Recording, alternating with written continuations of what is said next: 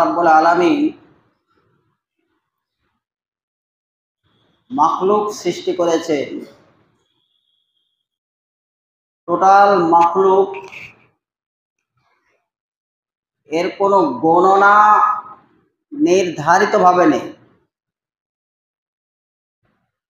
আমরা ছোট ছিলাম তখন কিছু কিছু আলেম এনারা বলতেন যে 18,000 মাখলুকাত আল্লাহ সৃষ্টি করেছেন, তার মধ্যে শ্রেষ্ঠ করে মানুষকে সৃষ্টি করেছেন। 18,000 এটা আগে শুনতাম অবশ্য, কিন্তু এখন তা জলে স্থলে কত যে করেছে আল্লাহ পাকই জানেন। এর আগে আমি একবার বলেছিলাম যে কিছু মাখলুক আপনার ধরা পড়বে না। যেমন মুসা আলাইহিস সালাম বললেন যে আল্লাহ তুমি সমস্ত মাখলুককে কি করে খেতে দাও, কিভাবে পরিচালনা করবে? তো বললে যে তোমার জানতে চাও, তো তোমার হাতে কি আছে? এটা লাঠি, এই লাঠিটা আঘাত করো। ওইখানে একটা আঘাত করা হলো, একটা পাথর ফেটে বেরিয়ে আসে। বলে মারো, আবারও মারা, বলে মারো, আবারও মারা, মারো। কয়েক দফা মারার পরে একটা গোল পাথর বেরিয়ে আসে। অনেকদিন আগে বলেছি এটা। তারপরে মুসা আলাইহিস সালাম কয়েক দফা মারার পরে দাঁড়িয়ে গেলেন। আল্লাহ রাব্বুল আলামিন বলছেন দাও আরেকবার মারো, দাও। আরেকবার শর্ট করে মারার সঙ্গে সঙ্গে বেলের খুলির মতন দুফাটা হয়ে বেরিয়ে গেল। ওই ভিতরে দেখা যাচ্ছে একটা সবুজ পোকা। ওই পোকাটার মুখে যে খাবারটা ছিল সেটাও সবুজ। সেই পাথরের ভিতর থেকে আল্লাহ রাব্বুল আলামিন রুজির নিয়ন্ত্রণ করছেন। বলা যাবে একবার সুবহানাল্লাহ। হিসাবের বাইরে, এইটা কোনো ক্যামেরাতে ধরা পড়বে না, কোনো ক্যামেরাতে ধরা পড়বে না। এটাও আল্লাহর মাখলুক। ছোট ছোট যেগুলো আমাদের চোখে ধরা পড়ে না সেগুলো মাখলুক। কত যে মাখলুক আছে আল্লাহ পাক ভালোই জানেন। সব মানুষের কল্যাণের জন্য। যত মাখলুক আছে সব কিন্তু মানুষের কল্যাণের জন্য। একটা প্রাণীকে যত মাখলুক আছে তার মধ্যে সবচেয়ে দুর্বল করে সৃষ্টি করা হয়েছে, তার নাম হচ্ছে মানুষ। এখন একটা ব্যাঙ এক দিক দিয়ে লাফ মেরে গেলে ব্যাঙের চাইতে মানুষ বেশি লাফ হবে, এতই দুর্বল। তো দুর্বল করার পিছনে ভালো একটা কারণ আছে। দেখেন, এর আগে খুতবা দিয়েছি, আবারও দিচ্ছি। একই সূরা বারবার পড়ে সালাত আদায় করি, আলহামদুলিল্লাহি রাব্বিল আলামিন আর রহমানির রহিম মালিকি ইয়াউমিদ্দিন। আমরা পড়ি, কারোর কোনো বিরক্তি নেই, কারোর কোনো আপত্তিও নেই। এই একটা গান 1 বছরের বেশি চালাতে পারে না, যতই ফেমাস হোক আর যতই হোক। কত গান বাতিল হয়ে গেল, আর একটা গান সারা জীবন চলে। শুধুই জীবন চলে না, কিয়ামত পর্যন্ত চলতেই থাকবে, কারোর বিরক্তিও আসবে না, আর কেউ বলবেও না এই গানটাকে বাদ দিয়ে অন্য গান নিয়ে আসো, বলবে? এই গান আলহামদুলিল্লাহি রাব্বিল আলামিন আর রহমানির রহিম মালিকি ইয়াউমিদ্দিন ইয়াকা না'বুদু ওয়া ইয়াকা নাস্তাইন পড়লে পরে মনটা ঠান্ডা হয়ে যায়, শীতল হয়ে যায়। এর মধ্যে কি আছে? আপনি মাকে মা মা মা মা করেন, জুমলা আছে খবর নেই। মা একবার বললেন কিরে বেটা মা, আবার বললেন কিরে বেটা। কিন্তু মা এটা দাও ওটা দাও করলে মা মা করা যায়, শুধু মা বলছে কিন্তু কিছু চাইছে না। মা মা, কিন্তু মা এটা দাও ওটা দাও এটা তো বলে না, শুধু মা। 2-4 বার শোনার পরে মা কি বলবে বলে? ডাক্তার তো ভালো, কথাটাও ভালো, এক সময় বিরক্ত হয়ে বলে এই বোকার মতন কি মা মা করিস, বলবে না? কি মা মা করিস। এবারে 2-5 বারও মা বিরক্ত হয় যে পৃথিবীর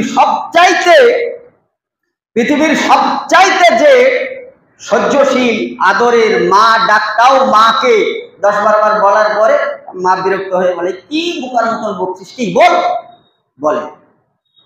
আল্লাহ নিজেই বলেছেন সুবহানাল্লাহ 33 বার, আলহামদুলিল্লাহ 33 বার, আল্লাহু আকবার 33 বার। 33 বার তার এমনি হয় না, সুবহানাল্লাহ সুবহানাল্লাহ সুবহানাল্লাহ করতে করতে 33 হয়। এই 3 33 99 হয়। তারপরে বলেছে এই 99-এর পরে যার মুড়াটা মারবে তখন বলবে আশহাদু আল্লা ইলাহা ইল্লাল্লাহু ওয়াহদাহু লা শারীকা লাহু ওয়া আশহাদু আন্না মুহাম্মাদান আবদুহু ওয়া রাসূলুহু। আল্লাহ রাব্বুল আলামিন বলছেন এইটা কেউ পড়লো আর এইটার পরে তার সওয়াব সে জানে না, তার সওয়াব কত হতে বাইনাস সামাওয়াতি ওয়াল আরদি ওয়া মা ফিহা। যদি এক পাল্লাতে জমিন ও আসমানের সব ওজন একটা পাল্লায় চাপানো হয় আর এইটুকু সওয়াব যদি আর এক পাল্লায় চাপানো হয়, তাহলে দেখা যাচ্ছে গোটা দুনিয়ার সব পাল্লায় একদিকে হয়ে যাবে, ওজন একদিকে হবে। এই সুবহানাল্লাহর ওজনটা ভারী হয়ে যাবে। বলা যাবে সুবহানাল্লাহ? আল্লাহ পাক ও পবিত্র। আপনারা দীর্ঘদিন খুতবা শুনে আসছেন, উপায় তো নেই, শুনবো না বললেও হচ্ছে না। ওই আপনার 35 পর্যন্ত বসে থাকতেই হচ্ছে, সে হাঁটুই ব্যথা হোক আর দাঁত কামড়াক আর মাথায় টনসিল হোক আর ব্রেনের শক আর না শক, একবারে ধৈর্য ধরে এই 35 মিনিট তো থাকতেই হচ্ছে, বরঞ্চ 2-5 মিনিট আমাদের খুতবা একটু বাড়তি হয়েই যায়। তাহলে এটা বাধ্যতামূলক আপনারা শুনছেন, দীর্ঘদিন শুনে আসছেন। একটা হালালের কথা শুনেছেন, হারামের কথা শুনেছেন, হকের কথা শুনেছেন, না হকের কথা শুনেছেন, জান্নাতের কথা শুনেছেন, জাহান্নামের কথা শুনেছেন, বিবাহর কথা শুনেছেন, তালাকের কথা শুনেছেন। সার্বিক শুনতে আর বাকি কিছু নেই যতটা বলা হয়। কিয়ামতের আলামত কি হবে, কিয়ামত কি হবে, কিয়ামত দিবসে কি হবে, হাসরে কি হবে, তারপরে জান্নাতে কি খাবেন দাবেন, জাহান্নামে কি খাবেন দাবেন, নরকের ঠিকানা কি, জান্নাতের সব কিছু সব শোনা হয়ে গেছে, সব শোনা হয়ে গেছে। তারপরেও কিন্তু আমরা দাবিদার মুসলিম। আমি অঙ্কে 4টে কথা বলছি, দেখেন এই 4টে কথা এর আগেও বলেছি, আবারও বলছি, কারণ অতিবাই প্রয়োজন বা সত্য কথা বলে, রাসূলের কথা হাদিসের কথা বলে এই 4টে কথা বলা প্রয়োজন মনে করছি, যেহেতু খুতবা তাই বলছি। এক, প্রথম হচ্ছে যে মুসলিম দাবিদার, মুসলিম যে দাবিদার যে আমি একজন মুসলিম, ওয়াকাল আন্নানি মিনাল মুসলিমিন, সে পরিচয় দেবে আমি একজন মুসলিম হক্কানি এবং আল্লাহর হক আল্লাহর বিধিবিধান আমি মেনে নিয়েছি, এই যা পরিচয় দেবে, তাহলে তার প্রথম শর্ত হচ্ছে তাকে সত্যবাদী হতে হবে। সত্যবাদী, এটা রাসূলের চরিত্রের মধ্যে ছিল। সার্বিকভাবে সত্যবাদী, এইটা হচ্ছে মুসলিমের প্রথম অধ্যায়। যে একজন মুসলিম সে কোনোদিন প্রতারক হতে পারে না। একটা খুতবা দিয়েছি এর আগে, আবারও দেখুন তো। এক ইহুদি আসলো, আসার পরে মুসলিমদের চরিত্র জানার জন্য, ইসলামের মধ্যে ইসলামকে কলুষিত করার জন্য, ইসলামের মধ্যে যে এমন কিছু উদ্ভট কেসা কাহিনী ভরে ইসলামটাকে বিভ্রাট করে দেওয়ার জন্য এক ইহুদি এসে একজন মুসলিমের কাছে বলল যে ভাই সে জাসুস, ইসলামের নিন্দু এবং ইহুদিরা চরম পরম শত্রু, সে শত্রুতা করার নিয়াতেই এসছে। আসার পরে বলছে যে ভাই এই সামানটা আমাকে দেন। কত দাম? দাম তো যা ঠিকই আছে, কিন্তু ভাই আমি সামানটা বিক্রি করতে পারবো না, আপনাকে বিক্রি করবো না। এক তো ইহুদি গিয়েছে মুসলিম দোকানে, তো মুসলিম দোকানি সে বলছে যে ভাই আপনাকে আমি মালটা বিক্রি করতে পারবো না। ইহুদির মনটা আরো খারাপ, তাহলে আমি কি ইহুদি বলেই বিক্রি করবে না? বলে ভাই যা দাম আছে তার চাইতে বেশি দিব।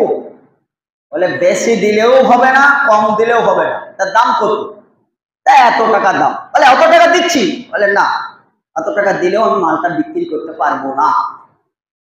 ভাই আপনি বিরক্ত করেন না, আপনি সেম মাল, একই মাল ওই যে পাশের দোকানে যান, ওই লোকের কাছে কিনেন, একদম সেম মাল, আমি একই জায়গা থেকে আমরা খরিদ করে নিয়ে এসেছি, আমার মাল আমি সাজিয়েছি, ওর মাল ও সাজিয়েছে, ওইখানে নেন।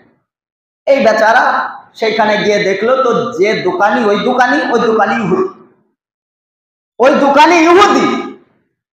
এই ইহুদিটার মনটা আবারও হচ্ছে যে আমি তাহলে ইহুদি বলেই মালটা বিক্রি করলো না, আর ইহুদি বলেই আমাকে আবার ইহুদির দোকানেই পাঠালো, আমাদের গোষ্ঠীর দোকানে। মালটার দাম কত? তো মুসলিম যে দাম বলেছিল ওই ইহুদিটা ওই দামটাই বললো, একই দাম, একই কোয়ালিটি, একই মাল। দাও, মালটা খরিদ করলো। ওইখানে খরিদ করার পরে আবার পুনরায় আসলো এই মুসলিমটার কাছে, ভাই আপনি মাল থাকার সত্ত্বেও ব্যবসা করছেন, ব্যবসায় জড়িত, মালটা আমাকে দিলেন না কেন? কি অপরাধে দিলেন না? কেন দিলেন না? আমি কি ইহুদি? এটা জেনে দিলেন না? মানে ওর কিন্তুটা প্রকাশ করছে, আমি ইহুদি বলে দিলেন না। মুসলিম যে সে বলছে দেখো ভাই, আমি আপনি ইহুদি কি নাসারা কি খ্রিস্টান আমার দেখার বিষয় নয়। আমি বিষয়টা হচ্ছে আমি সকাল থেকে দোকান খোলার পরে অনেক মাল আমার বিক্রি হয়েছে, আমি বিক্রি করেছি, অনেক মাল বিক্রি হয়েছে। একই সঙ্গে দোকান খোলার পরে বেচারার একটা মালও বিক্রি হয় নাই। আমি খেয়ালও করেছি, লক্ষ্য করেছি, যত খরিদ্দার সব আমার দোকানে ঢুকেছে, ওই বেচারার দোকানে কোনো খরিদ্দার ঢুকে নাই। যার জন্যে একসঙ্গে দোকান খুলে আমি অর্থ উপার্জন করে বাড়ি যাব, স্ত্রী পুত্র সন্তানাদিদেরকে খুশি করে আনন্দ করে সংসারটা চালাবো। আর এই ইহুদি বাড়ি যাবে, তার স্ত্রী যদি জিজ্ঞাসা করে যে ক টাকার বেচা কেনা হয়েছে, তাহলে ওর মনটা ছোট হয়ে যাবে। তাহলে স্ত্রীর কাছে ছোট হয়ে যাওয়াটা বিরাট খারাপ দিক। ছেলেরা জিজ্ঞাসা করলে ছেলের কাছে ছোট হয়ে যাওয়া বিরাট খারাপ দিক। অর্থাৎ সংসারে যে হেউ হেতিপূর্ণ হয়ে যায়, তার ইজ্জত থাকে না, সেই লোকটা সবচাইতে সমাজে ক্ষতিগ্রস্ত।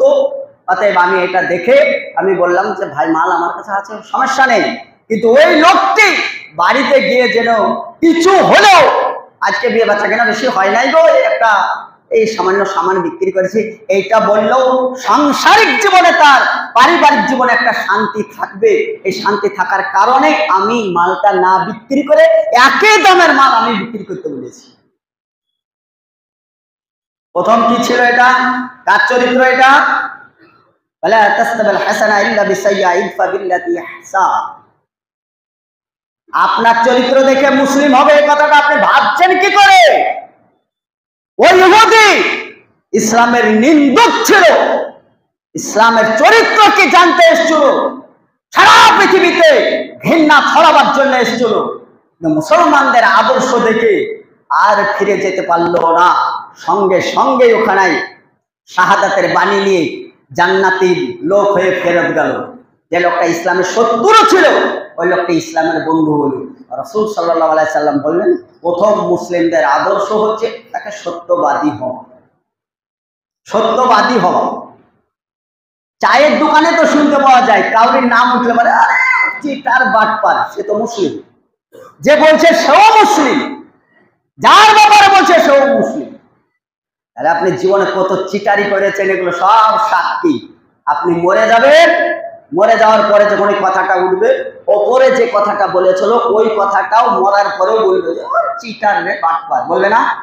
ইতিহাস ক্ষমা করে না, ইতিহাস ক্ষমা করে না। তাহলে এক আদর্শবান সত্যবাদী